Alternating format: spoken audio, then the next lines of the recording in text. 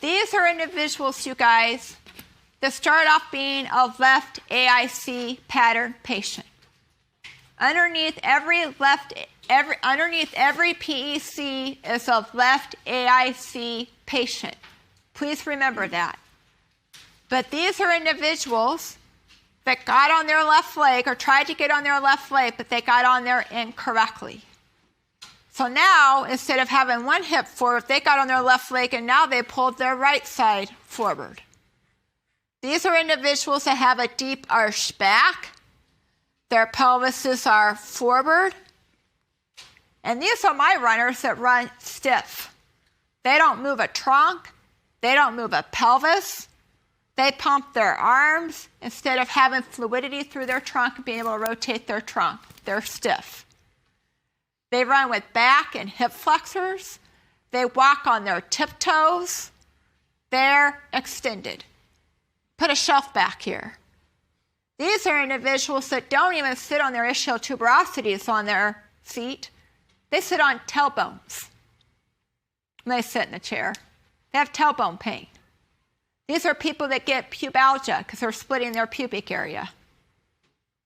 These are people that have prostatitis. These are people that have levator ani syndrome. Throw them at me. Because their pelvic floor has a lot of tension. They're no longer alternating. You have both sides that are coming forward. They have a pubic bone, you guys, when you walk. Look at pubic bones of your patients when they walk up and down your hallway. They don't move. Your pubic bone, when you're going in a right stance, should go to the right. It should go to the left.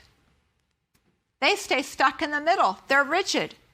They've lost transverse plane movement. They are stuck in a sagittal plane. They don't have frontal. They don't have transverse. This is a chain of muscle.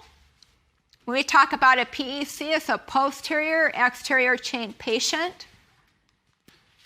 This is a chain of muscle that we talk about. You have the latissimus dorsi, the quadratus laborum, the posterior intercostalis, your serratus posterior, the iliocostalis lumborum, and these are the muscles here. And see how when they get overactive, they're going to pull that pelvis forward. They're also going to help to pull your ribs in the back down. They're being pulled together from the back. This is being pulled open.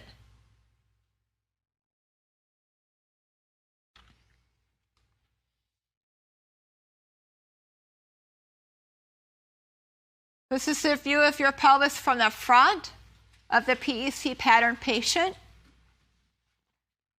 So on both sides, you don't have one side that's going forward and one side that's going back like you do in a left AIC. You have both sides that are doing what?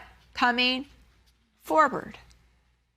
So both sides are going to be into flexion, external rotation, and abduction. So anteriorly, they're stuck in ilio-pubo-external rotation. So if anteriorly I'm in ilio-pubo-external rotation, posteriorly I'm going to be stuck in iliosacral internal rotation. There are patients that have pain right back here. They're being compressed at their SI joint because their ilium's moving their sacrum into internal rotation. Their sacrum is going to be it's going forward, it's going flexed in the inlet. So anteriorly, we're going into ilio-pubo-external rotation. Posteriorly, we're going into iliosacral internal rotation. And your sacrum no longer has a transverse plane going into internal and external rotation on either side. You have a sacrum that's stuck in a sagittal plane, so it's going into what? Flexion.